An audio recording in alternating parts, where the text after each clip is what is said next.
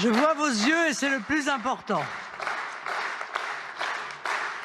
Mesdames, Messieurs, chers amis, c'est un immense plaisir de vous retrouver dans cette belle cité de Fréjus qui nous accueille avec son soleil, sa chaleur encore estivale et la douceur méridionale qui fait sa magnifique et légitime réputation touristique. Je tiens en préambule à renouveler mes félicitations aux maires élus ou réélus brillamment.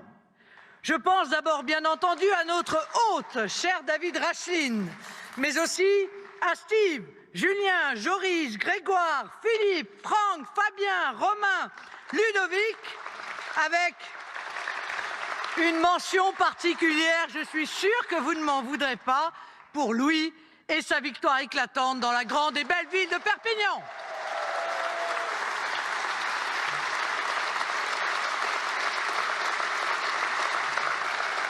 Merci à vous, élus du Rassemblement national, d'être venus de toute la France. Et merci, amis fréjusiens et varois, de nous honorer de votre présence dans le contexte sanitaire un peu particulier qui nous oblige à nombre de précautions, des précautions auxquelles nous nous plions avec une discipline, je crois, de bonne aloi. Le soleil, la chaleur que nous ressentons ici, l'amitié qui nous unit prolonge le charme de l'été, d'un été qui fut, je l'espère, agréable pour vous, mais disons les choses crûment, pour la France, cet été fut un été meurtrier. Si on veut l'analyser, cet été ne fut pas en vérité que le triste révélateur d'une terrible réalité, le point d'orgue d'une évolution que nos dirigeants successifs ont alimentée. Ne découvrons-nous pas les conséquences de dizaines d'années de laisser-aller? Comme si la situation devenait folle et que quelque chose nous échappait, comme si le système se grippait, comme si l'intarissable promesse du vivre ensemble se retournait contre ses promoteurs au pouvoir. Mais nous payons à l'évidence aussi les conséquences immédiates de la vacuité de ce pouvoir, plus occupé à faire croire qu'à faire. Médusés, les Français ont été les spectateurs abasourdis d'une situation qu'Emmanuel Macron n'est pas en mesure de maîtriser. Est-il même capable d'en comprendre les causes et d'en mesurer la gravité? Pour beaucoup de Français, les derniers mois ont agi comme une prise de conscience, une fulgurance de lucidité sur la situation réelle du pays. Le Covid n'a pas été seulement l'occasion pour Emmanuel Macron et son gouvernement de démontrer son incompétence en matière de gestion de crise sanitaire, ni son amateurisme. Avec ses effets gigognes, la crise sanitaire a agi comme l'accélérateur d'un naufrage sécuritaire. D'abord, le virus a servi de prétexte à ce gouvernement pour libérer de manière massive et irresponsable plus de 10 000 délinquants et criminels, sans compter ceux qui ne furent pas incarcérés durant cette période. Ce relâchement, dans tous les sens du terme, a ouvert les vannes de ce qui sert de carburant au passage à l'acte délictueux, l'impunité. L'autre effet du Covid, ce sont aussi ces restrictions, pas imposées par la France, il n'y en a pas eu, mais par les autres pays sur les voyages aériens qui ont maintenu sur le territoire, en les privant de vacances, une partie importante des délinquants et criminels. Ces deux effets conjugués sur fond de mise en cause systématique de la police par les campagnes anti-flics de militants racialistes produisirent les effets qu'on pouvait malheureusement attendre. Et puis, véritable phénomène de société que pour notre part nous dénonçons depuis des années, il y a l'explosion de cette délinquance gratuite, la délinquance sans motif lucratif, faire du mal pour s'amuser, par plaisir, par désir d'humilier, par pulsion, par adhésion à des rituels de violence de groupe. Tout cela se déroule avec, souvent en toile de fond, la volonté de marquer son territoire, physique ou moral. La vision tribale de bandes violentes engagées dans des guerres de quartier. Le désir de défier l'autorité, le professeur ou le policier, mais aussi, pourquoi le cacher, bien souvent le sexisme, l'antisémitisme, l'homophobie, le racisme anti-français ou même anti-blanc.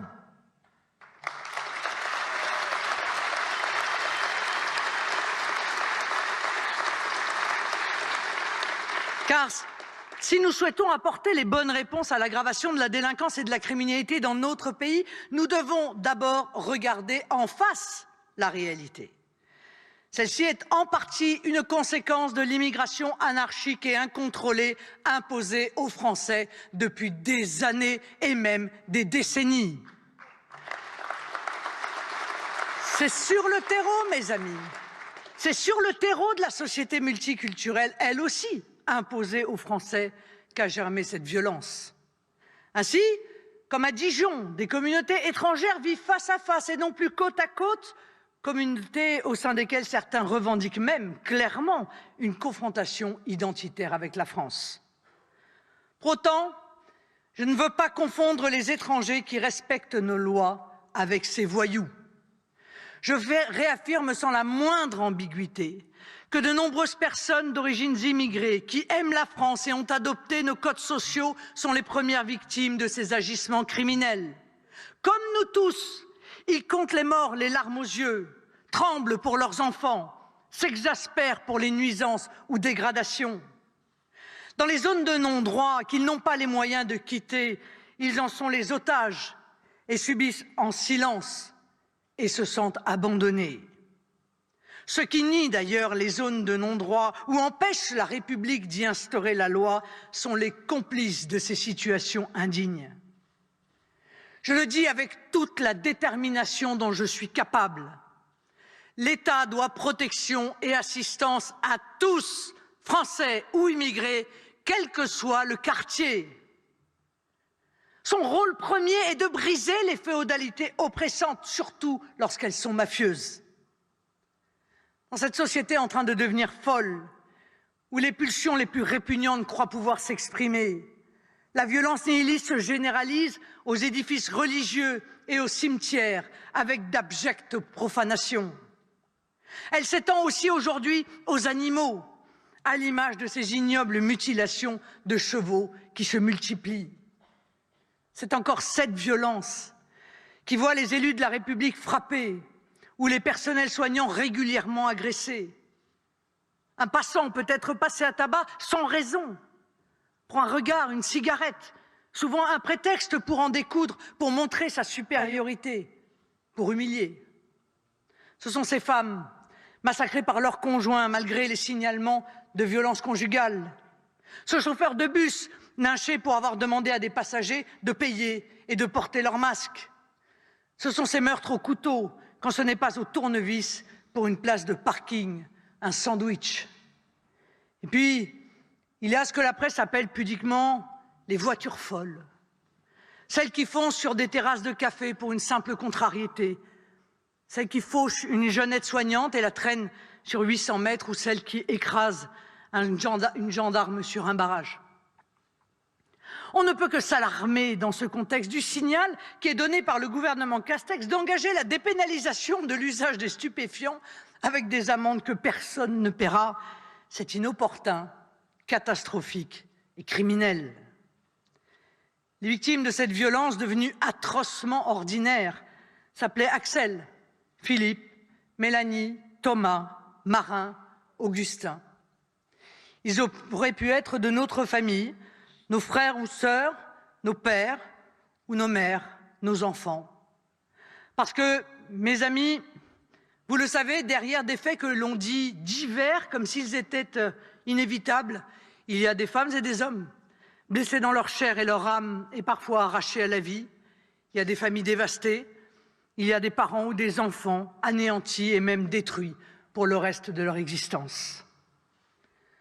On est en droit de se demander ce qu'est devenu notre pays.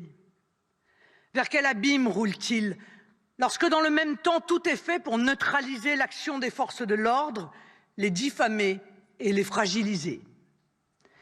N'oublions jamais la situation également de nos compatriotes d'outre-mer, où le gouvernement a démissionné depuis longtemps en matière de sécurité, en renonçant notamment à Mayotte aux expulsions des clandestins qui y font la loi, et où la situation sécuritaire est devenue invivable. Bref, c'est une véritable barbarie qui s'installe. Avec la barbarie, on ne négocie pas, on la combat.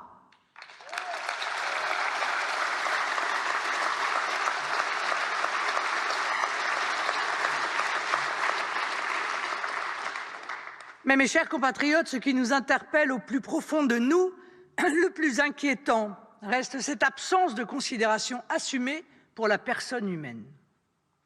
Cette négation de nos valeurs de civilisation, nous n'en voulons pas. Face au crime, il faut une réponse d'État, une réponse ferme, déterminée, implacable. Et puis, l'omerta, qui est l'autre facette du déni, ça suffit aussi. Un policier des renseignements en banlieue parisienne nous révélait que ses rapports et analyses étaient édulcorés par ses chefs, qui les transmettaient à d'autres échelons, qui les édulcoraient à leur tour, avant centralisation au ministère de l'Intérieur. Lorsque l'État se ment à lui-même sur la réalité, sur le climat d'anarchie dans nos rues, il ment d'abord aux Français.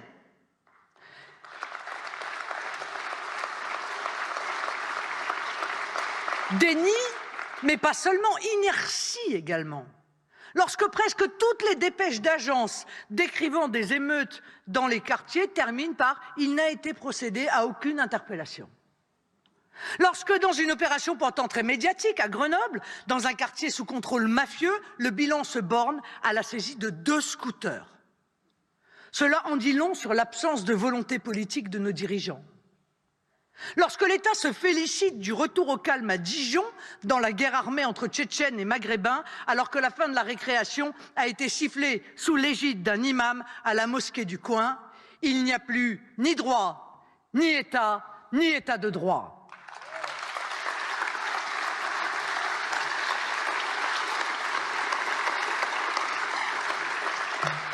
La faiblesse de l'État, c'est encore la façon dont nous avons dû accepter d'entendre les prophètes du communautarisme et les tenants du racialisme insulter pendant des semaines et en toute impunité la France, ses grands personnages et son histoire. Le gouvernement Macron doit aux Français la vérité. La vérité sur les chiffres, la vérité sur les faits, la vérité sur les noms des coupables, la vérité sur les peines réellement appliquées, la vérité sur les récidives, parce que la vérité est la première des loyautés. 120 attaques au couteau par jour, 24 vols à main armée par jour, 1025 cambriolages par jour, 63 viols par jour.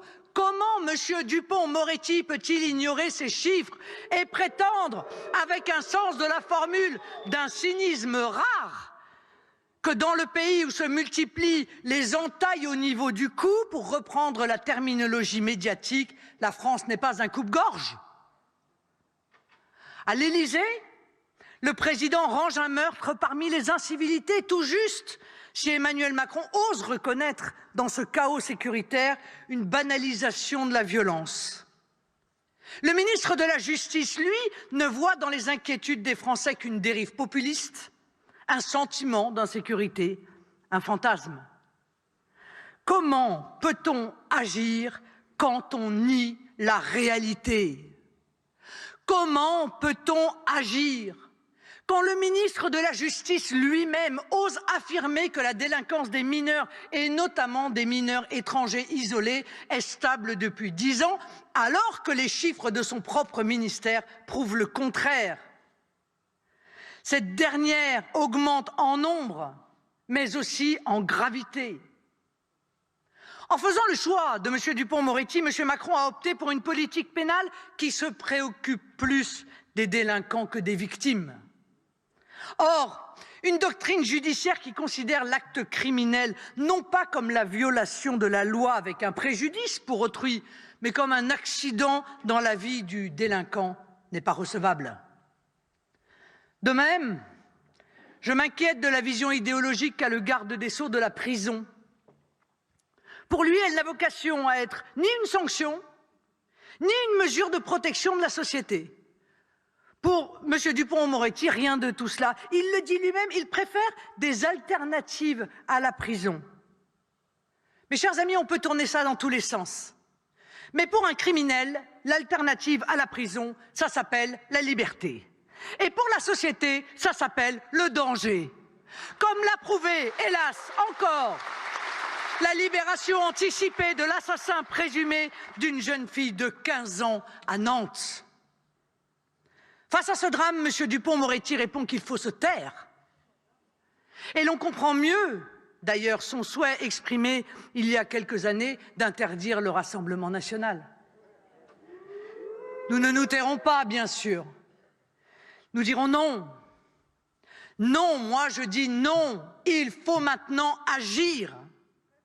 Ce n'est pas pour rien que M. Dupond-Moretti peut entrer à Fresnes sous les acclamations, oh non pas des gardiens, mais des criminels. Dupond-Moretti, c'est Taubira en pire.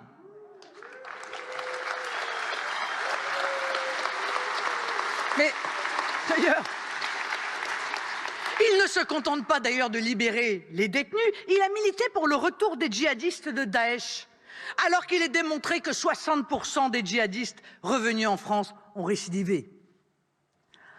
À l'heure du procès des attentats islamistes de janvier 2015, le pouvoir n'a donc toujours pas compris que dans une guerre, et les terroristes nous mènent la guerre, on ne transige pas avec l'ennemi.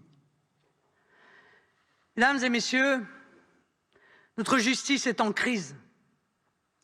Les magistrats qui exercent la difficile et éminente fonction de rendre la justice ne doivent pas perdre de vue le rôle social qui est le leur. C'est leur honneur, mais c'est aussi leur responsabilité de protéger les citoyens et leur liberté. Ils doivent avoir conscience que la confiance dans leur institution participe de la crédibilité de l'administration tout entière, de la stabilité de l'État et même de la paix civile. Dans le laxisme unanimement ressenti de certains magistrats, laxisme idéologique ou de lassitude, on lit l'impuissance de l'État à assurer une de ses fonctions régaliennes essentielles. Mon cher Jean-Paul Garot, tu seras d'accord avec moi pour rappeler qu'il n'appartient pas aux magistrats de définir la politique pénale, tout comme il ne leur appartient pas de réécrire la loi selon leurs convictions personnelles. En démocratie, ce pouvoir appartient au peuple. Leur rôle est d'appliquer la loi, toute la loi, rien que la loi.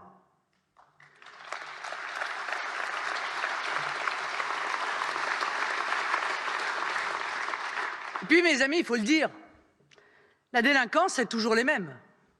La grande majorité des actes de délinquance est perpétrée par une petite minorité de délinquants. Xavier Hofer, qui est l'un des grands criminologues français, raconte cette histoire. Une ville de l'Essonne vit un jour chuter ses statistiques de la délinquance. Alors on chercha la raison, rien apparemment n'avait changé, ni les effectifs de police, ni le maire, ni le procureur.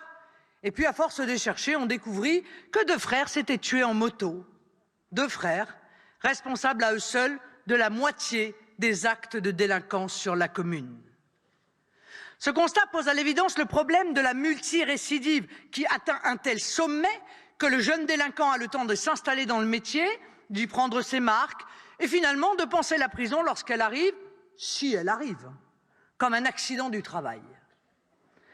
Ce bilan accablant de la récidive devrait plaider pour l'abandon du laxisme judiciaire qui commença sous Giscard, s'institutionnalisa avec Badinter, puis ne fut jamais réellement inversé par les pouvoirs de droite ou de gauche. Le chaos sécuritaire, une délinquance qui défie non seulement nos lois mais aussi nos valeurs, une France qui sombre dans une ultra-violence endémique, c'est finalement notre choix de société et de nos règles de vie qui est en cause. Est-ce une société de l'ultra-violence et de l'impunité dans laquelle nous voulons vivre? Est-ce la société que nous voulons laisser à nos enfants? Je réponds non. Et nous pensons qu'il est possible et indispensable d'inverser cette tendance parce que la solution est connue. Et qu'on arrête de nous raconter qu'il n'y a rien à faire, que rien ne fonctionne, car en réalité, rien n'a jamais été tenté. D'ailleurs, souvenez-vous, à New York, à la fin des années 90, certains disaient exactement la même chose. Ah non, mais on ne peut rien faire. Là, ça a atteint un niveau, on n'a pas de solution. Eh bien, une réponse arriva, celle de la politique pénale de Rudy Giuliani, maire de New York de 1994 à 2001. Sa politique de tolérance zéro divisa le nombre de meurtres par 3 et effondra la petite délinquance. Alors parce que votre sécurité est notre priorité, j'ai présenté avec Jean-Paul Garot en février 2020 un plan de 95 propositions pour la sécurité et la justice. Ce plan, pour la petite histoire, devait être le contrepoint du plan sur la sécurité annoncé en octobre 2019 par Christophe Castaner, alors ministre de l'Intérieur. À ce jour, au moment où je vous parle, pas un mot, pas une ligne du plan gouvernemental n'a été écrit. Par conséquent, quelle crédibilité accorder à Emmanuel Macron quand il prétend vouloir prendre les questions de sécurité à bras-le-corps? Au pouvoir, quand les Français nous feront confiance, notre volonté face à la délinquance sera inflexible et notre main ne tremblera pas. La condamnation des criminels sera notre priorité, de même que le démantèlement des filières mafieuses. Nous appuierons notre action dissuasive grâce à des courtes peines obligatoirement exécutées dès les premiers actes délictuels commis. Nous contrôlerons les signes extérieurs de richesse des caïds, preuve évidente d'une économie souterraine illégale et malsaine. L'ordonnance de 1945 sur les mineurs sera réformée pour tenir compte des nouveaux profils et de la précocité des passages à l'acte. Pour les crimes les plus atroces, nous instaurerons la perpétuité réelle sans aucune possibilité de libération.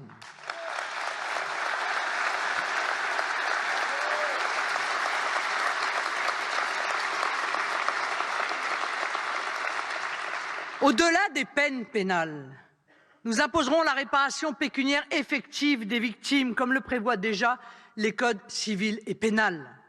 Dans ce domaine également, le laxisme est inadmissible. Pour les mineurs récidivistes, nous irons rechercher systématiquement la responsabilité civile des parents, y compris en envisageant la suspension des allocations versées à ces parents ayant manifestement failli à leurs obligations éducatives.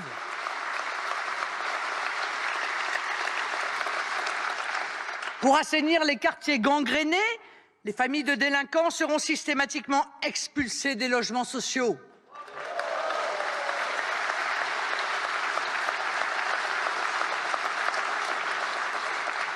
Nous démantèlerons avec la plus grande vigueur les filières d'immigration clandestine qui s'appuient trop souvent sur une traite des êtres humains, comme le prouvent les terribles images du retour de l'esclavage, notamment en Libye. Quant aux délinquants étrangers, il sera systématiquement expulsé.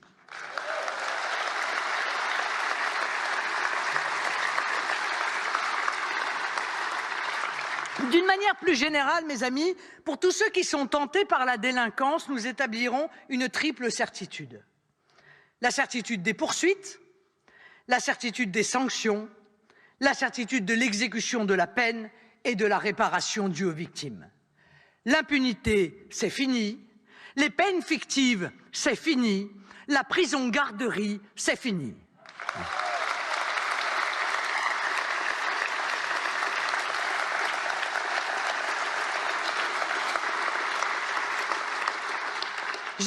J'ai le sentiment que la France revit en plus grave une séquence de son histoire politique. Rappelez-vous, en 1981, François Mitterrand accède au pouvoir. Son ministre de la Justice, Robert Badinter, entreprend d'affaiblir la politique pénale avec 3 mesures phares. Il vide les prisons avec une amnistie quasi générale. Il effondre l'échelle des peines avec l'abolition de la peine de mort sans instaurer la perpétuité réelle et incompressible. Il institutionnalise dans les prétoires la logique du délinquant victime de la société et donc la culture de l'excuse. On vit ce même scénario aujourd'hui, avec un autre ministre, lui aussi avocat. On vide les prisons, on dépénalise et on privilégie le délinquant au détriment de la victime et de l'intérêt de la société. Les mêmes causes produisant les mêmes effets, nous connaîtrons les mêmes conséquences. L'une qui s'est déjà produite cet été, l'explosion de la délinquance. L'autre qui se fait jour, c'est une légitime revendication d'ordre et de sécurité qui monte dans le pays. En 1983, cette revendication de sécurité fut portée, on s'apercevra en pure perte, hélas, par le RPR de l'époque, qui enregistra alors un triomphe électoral au municipal et accéda au pouvoir en 1986. Si les Français pensent, comme je le crois, comme je l'espère, qu'aujourd'hui c'est notre mouvement qui est le plus à même de vaincre cette nouvelle barbarie, alors ils doivent donner un signal clair en 2021 et en 2022, nous permettre de l'emporter.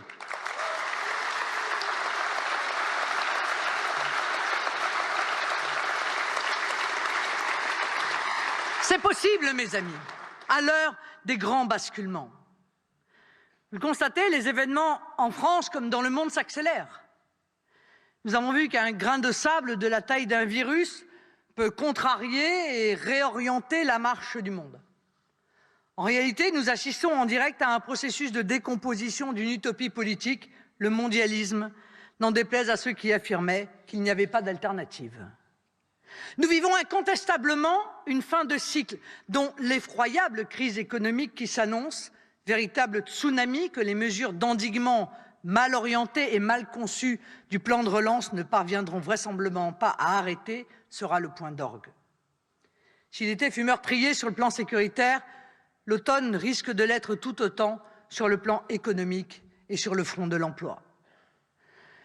Le plan de relance présenté, toujours d'ailleurs avec cette autosatisfaction caractéristique de ce gouvernement, ne représentera qu'un volume de 4% du PIB étalé sur 4 ans.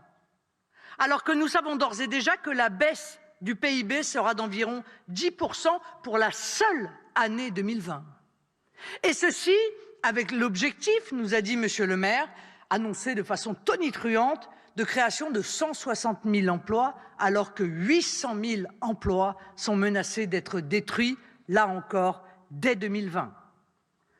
Ce plan mal conçu et mal orienté, comme je ne cesse de le répéter, oublie une fois encore les très petites entreprises et les petites et moyennes entreprises, à qui il est réservé 3 petits pourcents de ce plan de relance.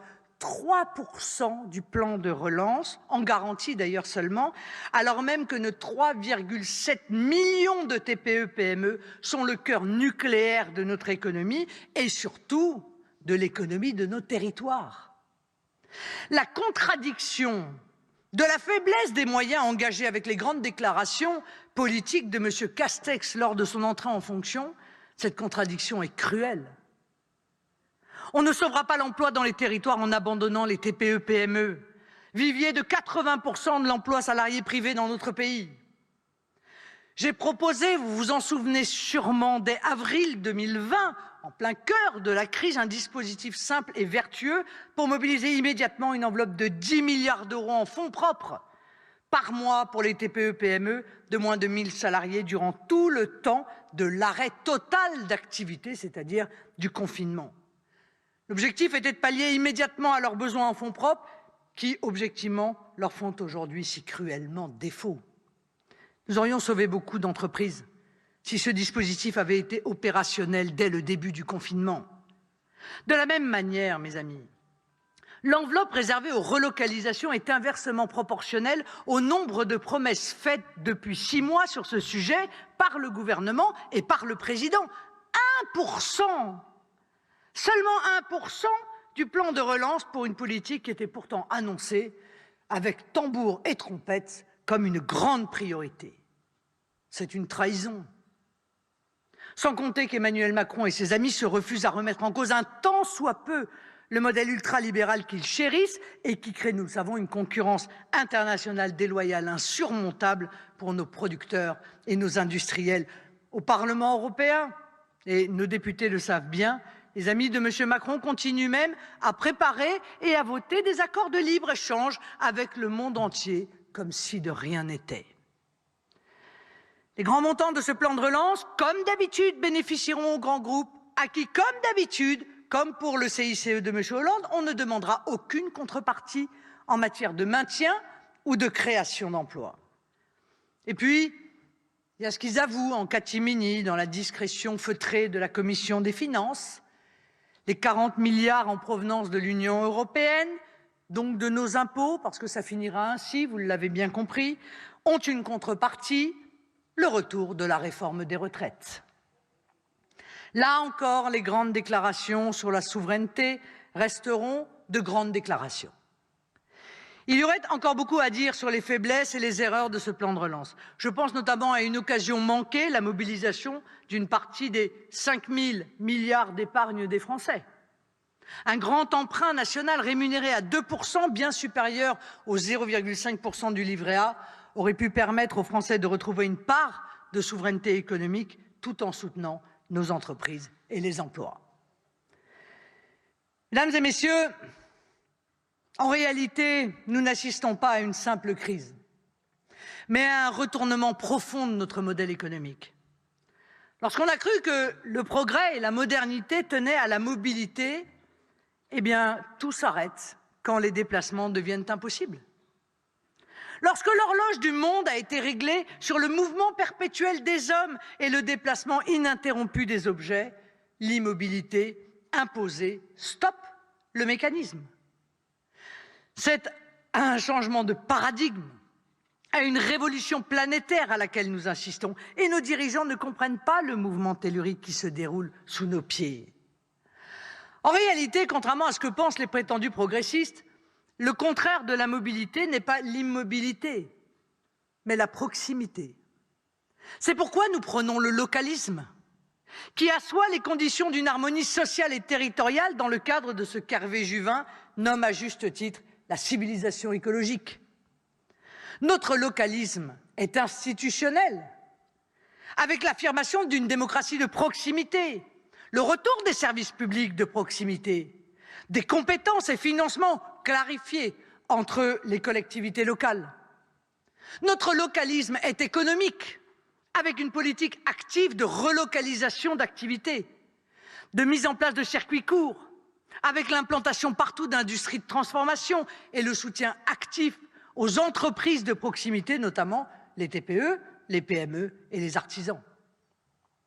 Notre localisme est territorial, avec une grande politique d'aménagement qui s'articule autour d'un rééquilibrage des territoires. Une politique que nous dénommons démétropolisation, ces grandes métropoles ayant absolument toutes aspiré au fur et à mesure du temps. Cette révolution territoriale s'appuie sur un grand plan en faveur d'infrastructures numériques, routières, ferroviaires ou immobilières. Cette politique d'ampleur nationale verra la revalorisation de notre immense et magnifique patrimoine rural, comme celui des villes moyennes, que la dépréciation économique condamne aujourd'hui pour beaucoup à la ruine et demain à la disparition. Notre localisme est financier, en permettant, par une réactivation d'un authentique secteur mutualiste, le financement d'activités locales par des structures locales. Pourquoi, par exemple, ne pas encourager le financement de nos EHPAD par des structures de type mutualiste, associant étroitement dans leur gestion les familles? Notre localisme est culturel, avec la valorisation de nos édifices multiséculaires, mais aussi avec les créations partout de pépinières d'artistes qui permettront aux jeunes créateurs sans carnet d'adresse de se former, d'être soutenus, de se faire connaître, de se lancer, les mettant ainsi à l'abri des logiques de copinage et de clientélisme. Voilà un formidable levier pour la création populaire et un soutien puissant au monde artistique. Notre localisme se décline à l'échelle municipale, à l'image du concept de ville-jardin mis en œuvre avec un très grand succès à Hénin-Beaumont. Il prévoit un développement de l'économie du partage comme un soutien à la production locale. Il organise également la révision de l'attribution des logements sociaux pour une attribution à ceux qui en ont vraiment besoin et qui respectent ce bien commun. C'est la moindre des choses.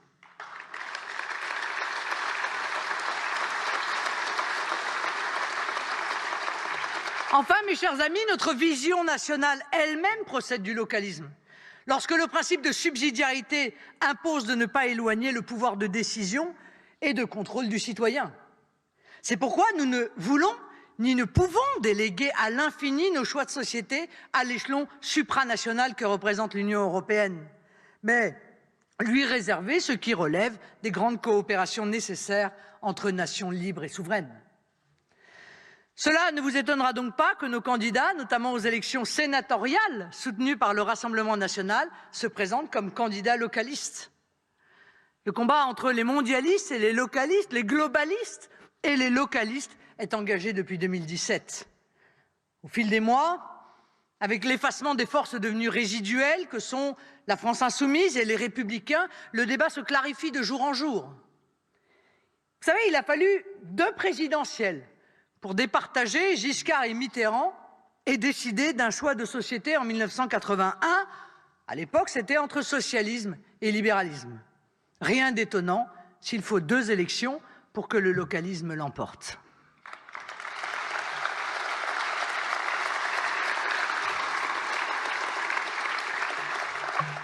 Vous le savez très bien, sur le terrain, le mouvement localiste et bien sûr national que nous initions ne s'arrête pas au Rassemblement national. Beaucoup nous ont rejoints d'horizons politiques divers, nationalement et localement. Je lance un appel, moi, à tous les Français. Tous ceux qui ont compris qu'au-delà de nos parcours personnels et politiques respectifs, au-delà de nos origines, au-delà de divergences naturelles en démocratie, ce qui se décide, c'est un grand choix de société et même un choix de civilisation. Choix dont découle notre sécurité, notre liberté et même notre identité en tant que peuple. En démocratie, ce débat, c'est à vous et à personne d'autre de le trancher. Comme citoyen, vous ne pouvez rester indifférent. Comme Français, vous ne pouvez rester inactif. Comme électeur, vous ne pouvez pas vous abstenir. Celui qui se réfugie dans l'aquabon, celui qui trouve tous les prétextes pour éviter de passer de l'indignation à l'action, celui-là doit avoir conscience qu'il participe involontairement au triomphe de ce qu'il combat. C'est pourquoi je vous exhorte à surmonter nos petites querelles et à rejoindre cette grande et belle aventure humaine et politique au service du redressement de notre pays. Ce combat que nous menons, c'est celui de générations successives qui, au fil des siècles, ont voulu que la France soit douce, belle, puissante et rayonnante. Le redressement de notre pays porté par nos idées, nous le devons à notre peuple. Nous le devons à nos enfants, aux enfants de nos enfants. Nous le devons au monde qui attend de réentendre la voix de la France dans le concert des nations. Mes chers compatriotes, il est désormais plus que temps de reprendre notre destin en main. Notre pays est fort et dispose d'innombrables atouts. Le problème, ce n'est pas la France ni les Français, non. Ce sont les effarantes erreurs politiques commises par ces prétendues élites depuis 40 ans. C'est pourquoi, parce qu'il ne tient qu'à nous. Parce que le futur est ce que nous en ferons. J'appelle de mes vœux l'aube d'un nouveau jour. Mes amis, je vous le dis, la patrie a besoin de vous. Français, réveillez-vous. Vive la République, vive la France!